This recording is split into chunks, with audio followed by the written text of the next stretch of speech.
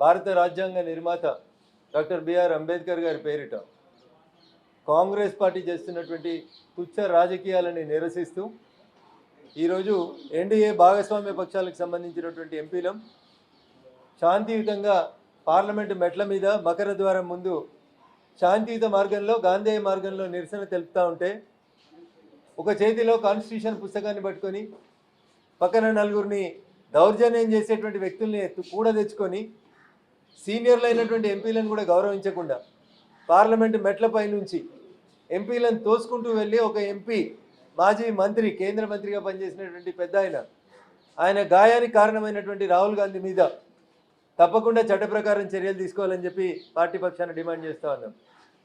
కాంగ్రెస్ ఈ దేశానికి స్వతంత్రం వచ్చిన నాటి నుంచి లేదా భారత రాజ్యాంగం అమల్లోకి నుంచి వచ్చిన నాటి నుంచి ఈ రోజు దాకా ఏ రోజు కూడా అంబేద్కర్ గారిని గౌరవించినటువంటి కాంగ్రెస్ పార్టీ ఈరోజు కొత్తగా తామే అంబేద్కర్ సిద్ధాంతానికి వారసులం అన్నట్టు ప్రయత్నించడం అనేది బాధాకరమైనటువంటి విషయం. రాజ్యాంగాన్ని భారతదేశం ఆమోదించిన తర్వాత 2 సార్లు జరిగినటువంటి ఎన్నికలలో డాక్టర్ బాబాసాహెబ్ అంబేద్కర్ని ఓడించినటువంటి పార్టీ ఏంటంటే ఉందంటే ఈ దేశంలో అది కాంగ్రెస్లు కమ్యూనిస్టులు తప్ప ఇంకొకరు కాదు. ప్రత్యక్ష ఎన్నికల్లో అంబేద్కర్ని ఓడించడమే కాకుండా తమ కుటుంబానికి భారతరత్నని ఇచ్చుకున్నారు 3 తరాలకి. జవహర్లాల్ నెహ్రూ గారికి, ఇందిరాగాంధీకి, రాజీవ్ గాంధీ గారు కూడా భారతరత్న ఇచ్చుకోవడానికి కాంగ్రెస్ పార్టీకి మనసు ఒప్పింది. కానీ ఈ దేశ రాజ్యాంగ నిర్మాతల్లో ఒకరు, ఈ దేశంలో ప్రజలందరూ సమంగా గౌరవించబడాలని కలలు కన్నటువంటి వ్యక్తి డాక్టర్ బిఆర్ అంబేద్కర్ గారికి మాత్రం భారతరత్న అవార్డు ఇవ్వాలనేటువంటి కనీసం ఆలోచన రానటువంటి పార్టీ కాంగ్రెస్ పార్టీ. ఎన్నికలలో నిలబడితే ఓడగొట్టినారు, వ్యతిరేకంగా ప్రచారం చేసినారు, రాజ్యాంగ నిర్మాతను గౌరవించలేదు. ఆఖరికి మీ కుటుంబంలో 3 తరాలకి భారతరత్న ఇచ్చుకున్నారు. కానీ బాబాసాహెబ్ అంబేద్కర్కి భారతరత్న ఇవ్వాలనేటువంటి ఆలోచన లేని మీరు ఇవాళ ఓట్ల కోసం బిఆర్ అంబేద్కర్ గారి వారసులం అని చెప్పి కాంగ్రెస్ పార్టీ చేస్తున్నటువంటి కుట్రల్ని కుతంత్రాల్ని ఈ దేశ ప్రజలందరూ కూడా గమనించాలి, అర్థం చేసుకోవాలని మేము సవినయంగా అప్పీల్ చేస్తూ ఉన్నాం. భారత రాజ్యాంగ నిర్మాత బిఆర్ అంబేద్కర్ని గుర్తించింది, గౌరవించింది. వారు చదువుకున్న స్థలం, పుట్టిన ప్రదేశం నుంచి ప్రతి ప్రాంతాన్ని గుర్తించి పంచతీర్థిగా అభివృద్ధి చేసింది భారతీయ జనతా పార్టీ తప్ప కాంగ్రెస్ కాదు.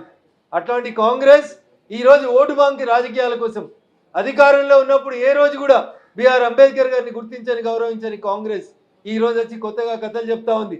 వారు రాసిన రాజ్యాంగం మీద ముప్పేట దాడి చేసి అనేక సార్లు సంస్కరణలు చేసి నానా యాగి చేసినటువంటి కాంగ్రెస్ పార్టీ ఈరోజు కొత్తగా తామేదో చేస్తామని చెప్పడం అనేది దుర్మార్గం, బాధాకరమైనటువంటి విషయం అని చెప్పి ఈ సందర్భంగా తెలియజేస్తూ ఈరోజు పార్లమెంట్ ఆవరణలో దుర్మార్గంగా బిహేవ్ చేసినటువంటి వ్యక్తులందరి మీద కూడా తగు చర్యలు తీసుకోవాలని కొద్దిసేపట్లో మేము స్పీకర్ గారిని అదే రకంగా పోలీసుల్ని కూడా కలిసి కంప్లైంట్ చేయబోతా ఉన్నాం.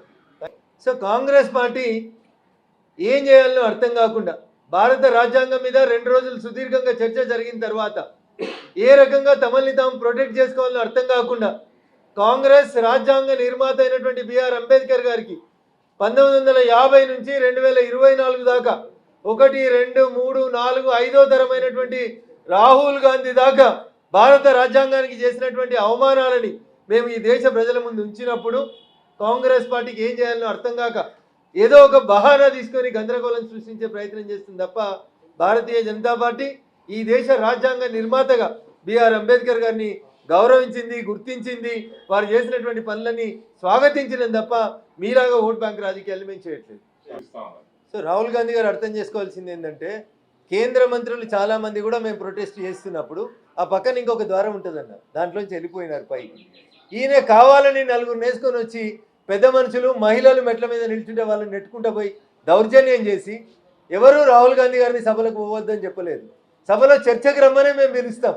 చర్చ జరిగినప్పుడల్లా పారిపోయేది రాహుల్ గాంధీ గారు. ఈరోజు అనేక మంది కేంద్ర మంత్రులు పక్కన ఉన్నటువంటి ద్వారం గుండా వెళ్ళిపోయారు. రాహుల్ గాంధీ గారికి కూడా అవకాశం ఉండే, అయినప్పటికీ కూడా కావాలని తనేదో దాదాగిరి చేసేందుకు వచ్చినట్టు వచ్చి అమాయకులైనటువంటి పెద్దలు, సీనియర్లు అనేటువంటి గౌరవం కూడా లేకుండా వాళ్ళ మీద మ్యానాండి చేయడం అనేది వారి విజ్ఞతగా వదిలేస్తా ఉంటాను. నేను మెట్ల పైన 3వ వరుసలో ఉన్నాను, నేను చూస్తూనే ఉన్నాను. వచ్చుడే వాళ్ళ చెస్ట్ మీద చేసి మహిళలను కూడా చూడకుండా నెట్టుకుంటూ పోయినారు.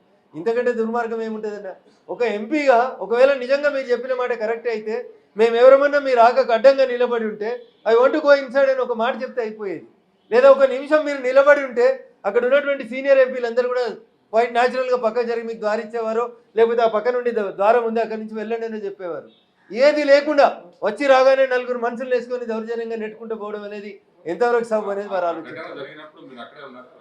నేను అక్కడే ఉన్నాను, నేను ప్రత్యక్ష సాక్షిని. నేను 3వ మెట్టు మీద నిలబడి చూస్తూ ఉన్నాను. వచ్చి రాగానే ఆడ ముందు 2 మహిళా ఎంపీలు ఉన్నారు, వాళ్ళ మీద చేయలేసి నెట్టేస్తూనే ఉన్నారు. ఇదేం ప్రజాస్వామ్యం, ఇదేం సాంప్రదాయం అన్న? స్త్రీలను గౌరవించారు, పెద్దవారిని గౌరవించారు. సారంగి గారు ఎంత పెద్దవారు, ఎంత ఏజ్లో ఉంటారో అర్థం చేసుకోవాలి. మీరు ఎక్సైజ్ చేసేది అట్లాంటి పెద్దల మీద బాడీ బిల్డింగ్ చూపెట్టడానికి కాదు. This is very unfortunate. So సమయంలో కోల్పోయినటువంటి కాంగ్రెస్ పార్టీ ఏం చేయాలో అర్థం కాక దేశ ప్రజలకు ఏం సమాధానం చెప్పాలి? భారత రాజ్యాంగ నిర్మాత బిఆర్ అంబేద్కర్ గారిని, జవహర్లాల్ నెహ్రూ గారు, ఇందిరాగాంధీ, రాజీవ్ గాంధీ, ఆ తర్వాత యూపీఏ వచ్చిన తర్వాత సోనియా గాంధీ, ఆ తర్వాత అదే యూపీఏ 2లో రాహుల్ గాంధీ గారు భారత రాజ్యాంగాన్ని ఎట్లా అవమానపరిచినారని ఈ దేశ ప్రధాని నరేంద్ర మోడీ గారు 5 తరాలు భారత రాజ్యాంగానికి, రాజ్యాంగ నిర్మాతకు చేసినటువంటి అవమానం గురించి చాలా స్పష్టంగా ఎక్స్ప్లెయిన్ చేసిన తర్వాత దేశ ప్రజలకు ఏం సమాధానం చెప్పుకోవాలని అర్థం కాని కాంగ్రెస్ పార్టీ ఈ రకమైనటువంటి దౌర్జన్యాలకు దిగడం అనేది బాధాకరమైనటువంటి విషయం. So it is too early to comment Rajanna. Wait for the evening. మధ్యాహ్నం 2 గంటలకల్లా వీడియో ఫుటేజ్లంతా పరిశీలించిన తర్వాత బాధ్యత గల ఎంపీలుగా మేము సంయమనంతో ఉన్నాం, సంయమనంతో వ్యవహరిస్తాం. తప్పు ఎక్కడ జరిగిందో చూస్తాం. ఖచ్చితంగా చట్ట ప్రకారంగా తీసుకోవాల్సినటువంటి అన్ని చర్యల గురించి కూడా మా పార్టీ పెద్దలు ఆలోచిస్తారు. చట్టం తన పని తాను చేసుకుపోవాలని కోరుకుంటాం. దౌర్జన్యం చేసినటువంటి ఎంపీ, ఒక ఎంపీ సాటి ఎంపీల మీద దౌర్జన్యం చేయడం వరకు ఎంతవరకు సమంజసం, ఎట్లా దాన్ని జస్టిఫై చేసుకుంటారనేది ఆలోచించుకోవాలి. ఒకవేళ బీజేపీ ఎంపీలు మీకు ద్వారం వదలక ప్రొటెస్ట్కి మీకు అడ్డంగా నిలబడి ఉంటే అట్లీస్ట్ మీరు 1 నిమిషం అన్నా నిలబడి ఉండాల్సింది. ఆ మాత్రం కూడా చేయకుండా తోసుకుంటూ పోవడం అనేది సరైనది కాదనేది నా భావన. అంటే ఆ వీడియోస్ అక్కడ జరిగినటువంటి ఇష్యూస్ అన్నీ కూడా చూసిన తర్వాత చట్ట ప్రకారం కంప్లైంట్, ఒకవేళ నిజంగా వారు చేసినటువంటి దాడి వల్లనే వారికి ఇంజురీ జరిగింది అనుకోండి, చట్ట ప్రకారం ఎఫ్ఐఆర్ రిజిస్టర్ కావాల్సిందే. దాని గురించి పూర్తి వీడియోస్ని, అక్కడ అంతా గందరగోళమైనటువంటి పరిస్థితి ఉంటే పూర్తి వీడియోస్ని పరిశీలించిన తర్వాత తప్పు ఎవరు చేసినారనే చూసి చట్ట ప్రకారం చర్య తీసుకోవడానికి ప్రయత్నం. ఈ దేశంలో ఒకే వ్యాపారవేత్త ఉండాలి, అది ఆదాని ఉండాలి. ఈ దేశంలో మొత్తం ప్రధానమంత్రి ఉండాలి, అది మోడీ ఉండాలి. ఈ దేశంలో ఒకే పార్టీ ఉండాలి, అది బీజేపీ ఉండాలనే టార్గెట్గా బీజేపీ మరి వ్యవహరిస్తున్న తీరు మనకు అద్దం పడుతుంది. మా పార్టీ తరఫున ఎల్ఓపి లీడరు రాహుల్ గాంధీ గారు ప్రతినిత్యం ప్రజల కోసం, అట్టడుగు వర్గాల సంక్షేమం కోసం, ఈ దేశ భవిష్యత్తు, ఈ దేశ హక్కులు, ఈ దేశ అస్తిత్వం, దేశ ప్రతి ఒక్క పౌరుని యొక్క మరి డెమోక్రసీ, ఇవన్నీ కూడా రాజ్యాంగంలో ఉన్నాయి. ఇది కాపాడుకోవాలి అని అంబేద్కర్ గారిని పదే పదే గుర్తు చేస్తూ, అంబేద్కర్ రచించిన రాజ్యాంగం, దాన్ని పార్లమెంట్లో ప్రవేశపెట్టి ఆనాడు నెహ్రూ గారు చట్టబద్ధత కల్పించి ఈ భారతదేశాన్ని ప్రపంచంలోనే అత్యున్నతమైనటువంటి డెమోక్రటిక్ స్టేట్గా, అదేవిధంగా బ్యూటీ ఆఫ్ గ్రేట్ కాన్స్టిట్యూషన్ ఉన్నటువంటి దేశంగా ఇవాళ ఉనికిలోకి తీసుకొస్తే సహించలేక మనుధర్మ శాస్త్రాన్ని పాటించే బీజేపీ పార్టీ ఇవాళ మనుధర్మ శాస్త్రం అంటే మరి అట్టడుగు వర్గాలకు చదువు దూరం చేయబడ్డది, అంటరానితనం తీసుకురాబడ్డది, మహిళలను అణచివేసినటువంటి సంస్కృతి, వర్ణ కుల మరి అదే విధంగా జాతి విభేదాలతో పరిపాలించేది మనుధర్మ శాస్త్రం. సమానత్వం, ఆడ మగ సమానులే, బీద బిక్కి అందరు సమానులే, అసమానతకు గురవుతున్నటువంటి అట్టడుగు వర్గాలకు, కులాలకు మరి అత్యధిక ప్రాధాన్యతనిచ్చి ఈ సమాజంలో అంతరాలు లేనటువంటి మరి ప్రోగ్రెస్ని తీసుకురావడం కోసం భారత రాజ్యాంగాన్ని రచించినటువంటి మహనీయుణ్ణి తలుస్తే ఇవాళ అమిత్ షా గారి యొక్క అహంకారము మరి పడగ విప్పి బుసగొట్టింది. దాని ఫలితమే మీరు అంబేద్కర్ అంటే మరి ఏం సాధించలేరు, కానీ దేవుని పేరు తెలిస్తే మీరు స్వర్గానికి పోతారంటారు. అది కూడా మీరు చెప్పే దేవుణ్ణే తలవాలి, మాకంటూ వేరే దేవుళ్ళు లేవు.